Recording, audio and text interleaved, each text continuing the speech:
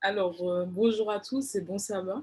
Bon sabbat aussi. Nous sommes dans la mission Adventiste Division Eurasienne et plus particulièrement en Russie. Et ce matin, je me fais l'interprète de Ivan Sharonov, 27 ans. Donc, la vie semblait parfaite jusqu'au jour où Ivan a eu 22 ans. Tout d'abord, il a eu une grosse dispute avec sa mère lors d'une visite dans sa ville natale à l'extérieur de Kazan en Russie. Puis, son propriétaire l'a appelé pour l'expulser de l'appartement qu'il avait loué près de son université à Kazan. Et cet après-midi-là, il avait échoué à un examen à l'université. Plus tard dans la journée, la police l'a arrêté alors qu'il rentrait chez sa mère et a découvert qu'il avait une amende qui était non payée pour excès de vitesse. Et donc le policier déclare: Vous ne vouliez pas payer votre amende. Maintenant, vous allez devoir aller au tribunal. L'officier a confisqué le permis de conduire d'Ivan et lui a dit de rouler derrière lui jusqu'au palais de justice. Au tribunal, l'agent expliquait la situation au juge et le juge a sévèrement averti Ivan qu'il avait deux options, soit payer immédiatement une double amende ou aller en prison pendant 15 jours. Ivan ne pouvait pas croire à quel point sa journée avait été terrible. Pendant que le juge parlait, des images de la fin du monde et du jour du jugement ont traversé l'esprit d'Ivan. Il s'est dit: si je ne me repens pas maintenant et ne retourne pas à Dieu, je finirai du mauvais côté le jour du jugement. Et Ivan n'a pas été élevé dans un foyer chrétien, mais il croyait en Dieu.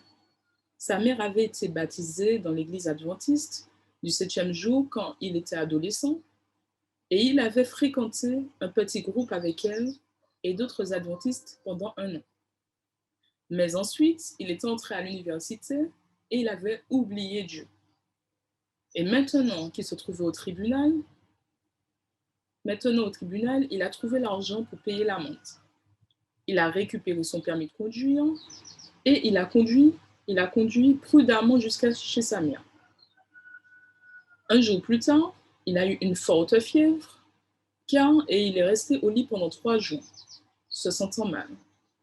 Il a ouvert une Bible et ses yeux sont tombés sur Matthieu 6, verset 33 qui dit: Cherchez premièrement son royaume et sa justice, et tout cela vous sera donné par-dessus.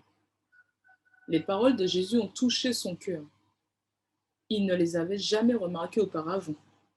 Il a réalisé qu'il avait placé ses études et même sa famille avant Dieu. Même s'il avait encore une température élevée, il voulait quitter la maison pour passer un moment tranquille avec Dieu. Il s'est rendu dans un endroit calme près d'une rivière et là, il a répandu sa douleur et sa profonde repentance personnelle devant Dieu. Il a prié en disant: Je veux retourner vers toi. Je veux que tu sois près de moi. Et à partir de ce moment, Ivan a commencé à mettre Dieu en premier en toutes choses. Il a beaucoup prié. Il lisait la Bible chaque matin et chaque soir. Et il a lu Premiers écrits et d'autres livres d'Ellen White. Il a été baptisé et est devenu un jeune dirigeant d'église. Amen. Amen. Et avant de donner son cœur à Jésus, Ivan avait organisé un club de sport qui avait beaucoup de succès à Kazan. Les autorités de la ville avaient remarqué son travail et l'avaient invité à organiser des séances d'entraînement public pendant les vacances locales. Il avait été présenté dans les journaux locaux. Maintenant, il a abandonné le club de sport et en a ouvert un nouveau qui ne fonctionne qu'avec des enfants. Et bientôt, il a entraîné gratuitement 20 enfants dans un parc public. Les enfants ont remarqué qu'Ivan, il aimait Jésus et ont commencé à lui poser des questions. Et donc, une jeune fille de 16 ans a commencé à aller à l'église.